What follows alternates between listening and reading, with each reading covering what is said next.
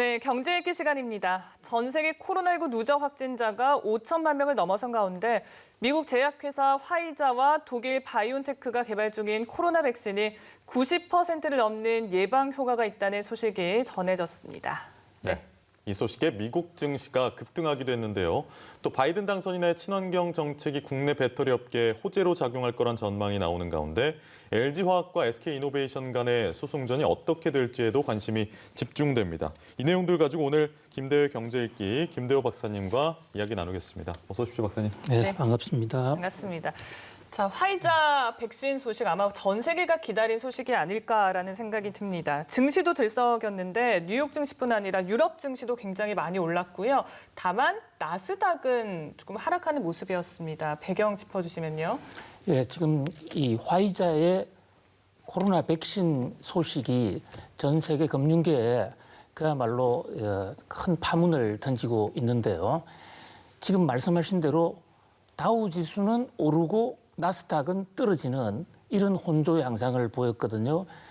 보통 이 나스닥 주에는 기술주, 또 첨단주 이런 게 많이 몰려 있고 비대면 주가들이 많이 몰려 있습니다. 코로나19 때 많이 올랐죠.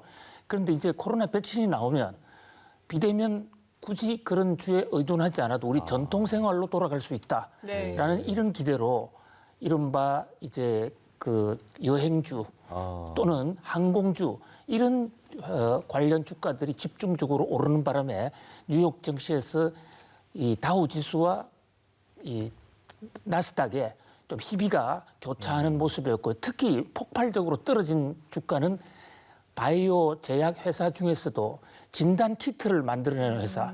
이제 백신이 나오면 진단할 필요가 없다. 이런 좀 앞서가 있는 것이죠. 그런데 문제는 과연 지금 화이자가 정말로 코로나 백신 임상에 성공했는지 그 여부는 아직 정확하게 확인이 되고 있지 않습니다. 네, 아직은 중간 결과 발표이니까요.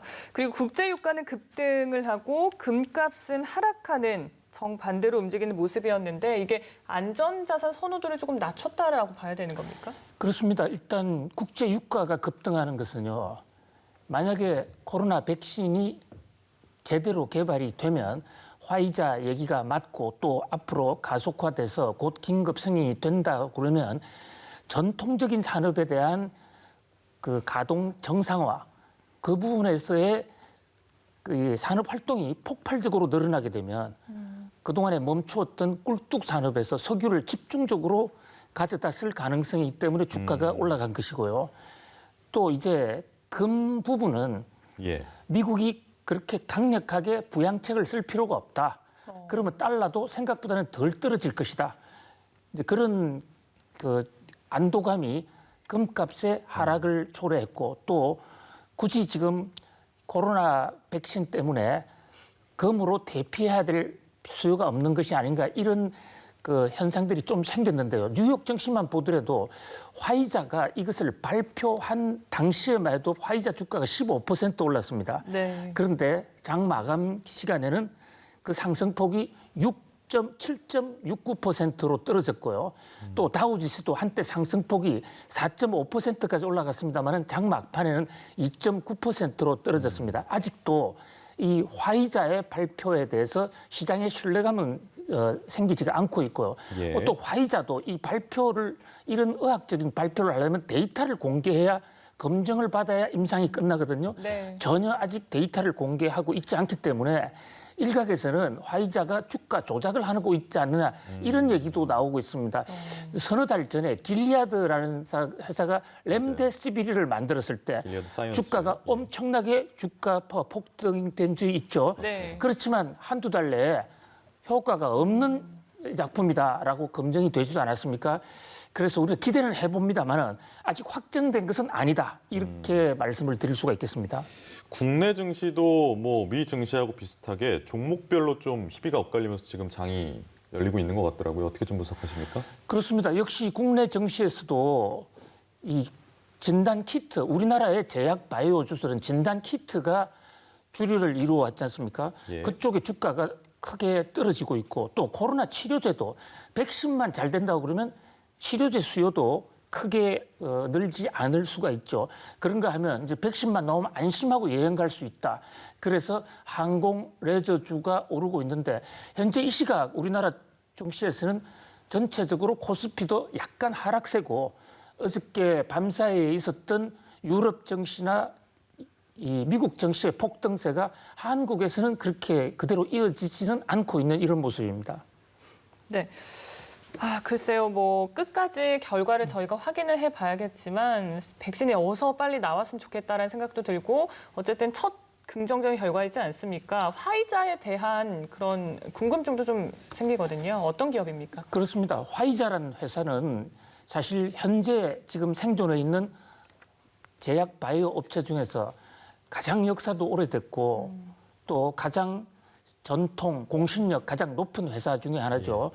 가장 근대에 화이자가 개발했던 약부터 좀 말씀드리면 이 비아그라를 화이자에서 만들어냈습니다. 그래서 비아그라로 회사가 엄청나게 컸죠. 그리고 조금 더 전으로 돌아가면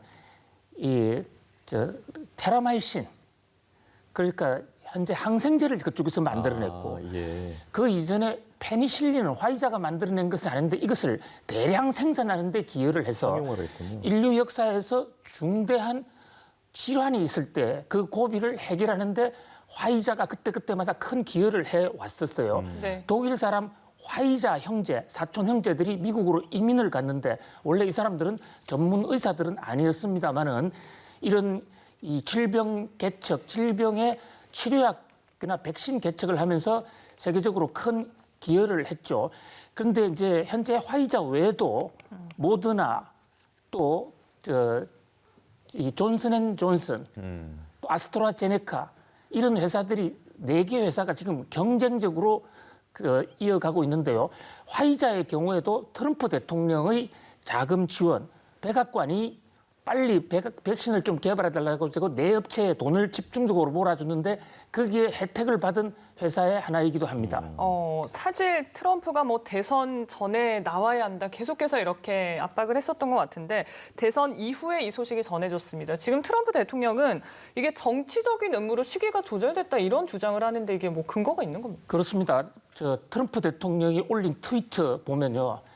거기에는 아주 반가움보다는 분노가 훨씬 더 짙게 깔려 있다고 이렇게 볼 수가 있어요. 본인이 주도해서 만든 이 코로나 백신, 정부의 강력한 지원금으로 만든 코로나 백신이 드디어 한 단계를 넘어섰는데 그것을 왜 선거 전에 발표하지 않았느냐. 여기에 대해서는 자신을 떨어뜨리려고 하는 음모가 작용하고 있다. 네. 그래서 우리로 치면 식약처라고 할 수 있는 미국의 FDA와 또 파우치 박사라고 있죠. 네. 쫓아내지 못해서 아주 트럼프 대통령의 안달을 냈던 이런 양반들이 자신을 떨어뜨리기 위해서 일부러 선거 전에 이런 발표를 하지 않았다는 겁니다. 그런 면에서 이번 선거는 또 하나의 부정선거의 흔적이 있다. 지금 이렇게 주장하고 있습니다만은 네. 일각에서는 과연 의료계 전문가들이 그렇게 선거를 의식했겠느냐. 또 블룸버그 같은 데서는 화이자 백신 그 자체가 트럼프의 지원은 없었다. 정부 전반적인 코로나 백신 예산에 제약회사들이 다 같이 받은 것에 불과하다. 이렇게 지금 서로 엇갈린 그런 설전을 벌여가고 있는 상황입니다. 예. 어쨌든 백신으로 다시 돌아와서 화이자가 백신 상용화를 이른 시일 내에 성공을 한다면 백신 개발에 나섰던 우리 제약사들에도 영향이 있을 것 같고 지금 우리나라의 백신 개발 상황은 어떻습니까? 예, 지금 만약에 화이자가 이 순간에 개발을 한다고 그랬을 때 우리나라의 제약 바이오 업체들한테는 별로 좋은 소식이 되지 않을 것 같습니다. 그러니까요. 왜냐하면 지금 한국의 제네카라든지 SK 바이오사이언스 같은 데서도 지금 계속 백신을 개발하고 있는데 네. 우리는 아직 임상 1단계 정도 또 1단계도 못 가는 회사들이 많거든요. 그런데 미국에서 3상을 통과해버리면 그동안에 투자한 회사들의 투자 자금이 수포가 될 수 있어요. 셀트리온 같은 데는 임상 1상에 성공했다는 적은 치료약 쪽인데요. 그렇죠. 어쨌든 완벽한 백신이 나와버리면 그동안의 개발 투자금이 조금 안타깝게 사장될 수가 있습니다. 그러나 문재인 대통령이 지난번에도 그랬죠. 우리나라에 앞으로 제2, 제3의 코로나 창고를 생각해서라도 우리나라 독자 기술에 의한 것이 좀 있었으면 좋겠다. 그런 관점에서 미국의 코로나 백신 개발과 관련없이 우리도 좀 속도를 내야 될 것으로 보이고요. 또 하나는 우리나라의 그 복제약 제작하는 회사들, 이를테면 SK 케미칼이라든지 셀트리온 이런 데서는 아스트로제네카라는 영국 회사하고는 지금 CMO 계약이 체결이 돼 있어요. 네. 그쪽에서 만약에 백신을 개발하면 우리나라에서 대량 생산을 하기로 돼 있는데 안타깝게도 화이자하고는 그런 계약이 전혀 없습니다. 그렇게 되면 화이자가 개발해놓은 코로나 백신은 우리가 전부 돈으로 사와야 되고 돈뿐만이 아니라 돈을 줘도 당분간 6개월 정도는 그 물량을 확보하기가 상당히 어려울 것입니다. 그런 면에서 우리의 코로나 백신도 좀 속도를 높였으면 좋겠고요. 우리하고 손을 잡고 있는 아스트라제네카나 노바백스 쪽의 코로나 백신 개발 속도 좀 빨라지는 했으면 하는 그런 소망을 해봅니다. 알겠습니다. 네.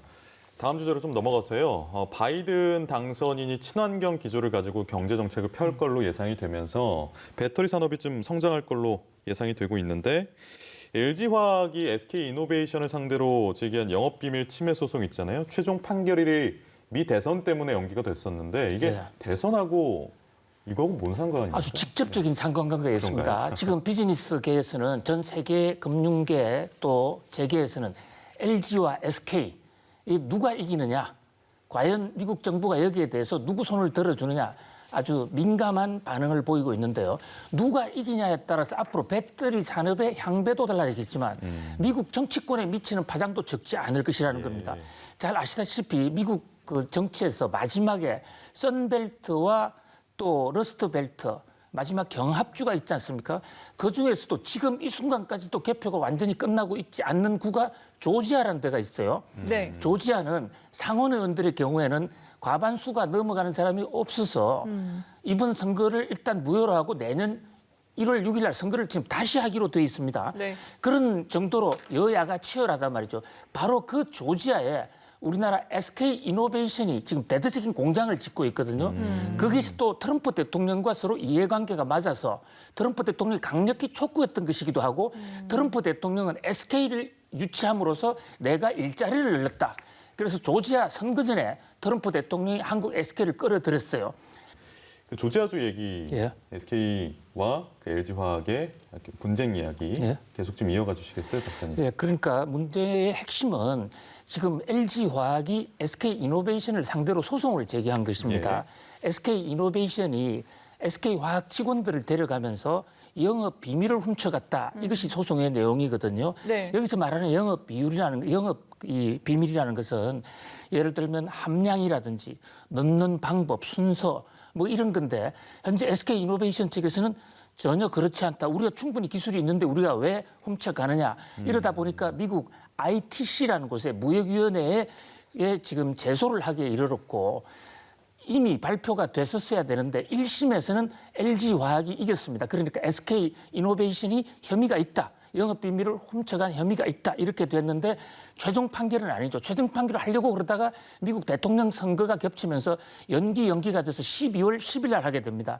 근데 12월 10일 날 ITC가 어떤 판정을 내더라도 60일 내에 대통령이 행정명령을 하게 돼 있어요. 대통령이 무력화시켜버리면 그 판결은 무효가 되고 다시 법원으로 넘어간다는데 그래서 이 대목에서 가장 중요한 것은 트럼프 대통령이 어떤 결정을 내릴 것인가. 네. 그런데 일각에서는 조지아주에서의 이 정경유착이라고 그럴까 그런 것 때문에 SK이노베이션을 편을 들 것이다라는 그런 주장이 있는가 하면 미국 일각에서는 전혀 그렇지가 않다. SK이노베이션과 LG화학 모두가 다 미국에 기여하고 있는 상황이기 때문에 엄정하게 판결을 내릴 것이다라는 얘기가 지금 엇갈리고 있는 상황에서 우리나라 배터리 업체들이 미국 가서 저렇게 싸우는 모습이 썩 그렇게 좋게만은 지금 안 보이죠. 네. 지금 뭐 배터리 시장 경쟁이 치열한데 치킨 게임이 되지 않았으면 좋겠는데 사실 보통 이런 기업 간의 소송이 협상으로도 끝난다고 하더라고요. 얼마 전에 SK와 LG 총수가 만나기도 했었는데 혹시 뭐 협상 가능성은 없을지요? 예, 마지막까지 협상 가능성은 가져보고 있는데요. 그동안에 SK와 이 LG화학이 감정의 앙금이 너무 깊었고 또 이것은 만약에 여기서 누가 누구의 LG가 SK 또는 SK가 LG의 기술을 빼갔다라는 것이 확인이 되면 앞으로 크게 클 이 배터리 시장에서의 이니셔티브 이걸 놓치기 때문에 그러게요. 4대 그룹 총수 회동에도 불구하고 쉽게 해결될 것으로 보이지는 않습니다. 정부가 개입했지만 지금 결국은 미국 ITC 법정까지 가게 됐거든요. 그러나 마지막까지 한번 노력을 해보는 것도 서로를 위해서 또 우리나라를 위해서 필요한 그런 조치가 아닌가 생각을 해봅니다. 알겠습니다. 여기까지 듣겠습니다. 지금까지 김대호의 경제읽기 김대호 박사님이었습니다. 네, 고맙습니다. 감사합니다.